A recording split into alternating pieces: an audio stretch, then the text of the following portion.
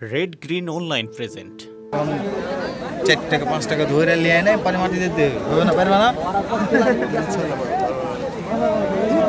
ঠিকই আছে ভাই, মানে আমার টিকারে দিয়ে দেন দুটো ককটেল ফুটে যাবে, তারপরে আমাদের টিকে নেবে প্রশ্ন করবে সামনে ভারে গো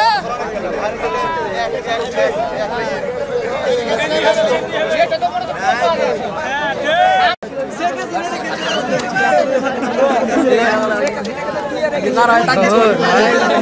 কাজের সময় কে হলো ভাই ভাই ভাই ভাই সাইডে ভাই সাইডে यारा देखते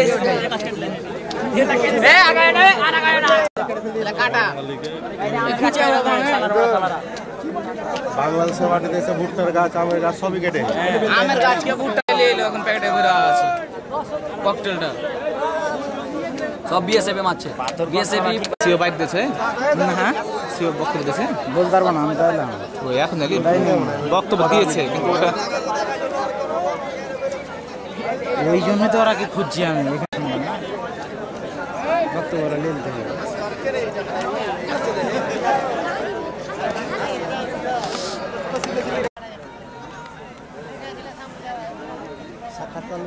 সৈয়দসার ক্ষেত্রের কাছে তো আমিও, তুই কোন দিকে করছিস বাল কে জানি।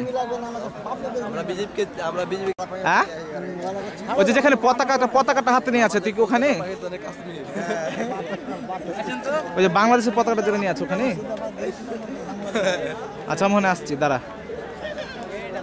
আজ আপনার 12টার দিকে এই মানে গম কাটা কেন্দ্র করেই আপনার ওরা মানে বাংলাদেশের কিছু লোকজন ছিল এবং ইন্ডিয়ার তারা পরিকল্পনা করে তারা বিএসএফ টিএসএফ সব কিছু নিয়ে এসে তারা ককটেল এবং বম টম নিক্ষেপ করে তারা ধরুন যে গাছগাছালি যা আছে গম টম আপনার এগুলো অনেক ক্ষয়ক্ষতি করেছে এবং ধরুন সরিষা হাজার প্রায় মানে আপনার 40-50 বিঘা সরিষা আপনার নষ্ট করেছে এবং 60-70টা আমের গাছ কেটেছে এবং আপনার বরের গাছ কাটাকাটি করেছে এবং অনেকটি মানে বাংলাদেশি পাবলিককে তাও মেরেছে। আচ্ছা, আহত হয়েছে কিভাবে? আহত আপনার পাথর চালিয়েছে। জি জি, আপনার মানে ইন্ডিয়ার লোকজন আপনার পাথর চালাইছে এবং তীর সহকারে মানে তীর আপনার অধিকার আপনার চাইরা এবং তীর নিয়েছে এবং আমাদের বাংলাদেশের পাবলিককে আপনার তীর চালাইছে এবং পাথর চালাতে তাতে আহত হয়েছে। কতজন আহত হয়েছে এরকম আপনার লোকালি জানতে পেরেছেন? হ্যাঁ, আপনার 10-15 জন।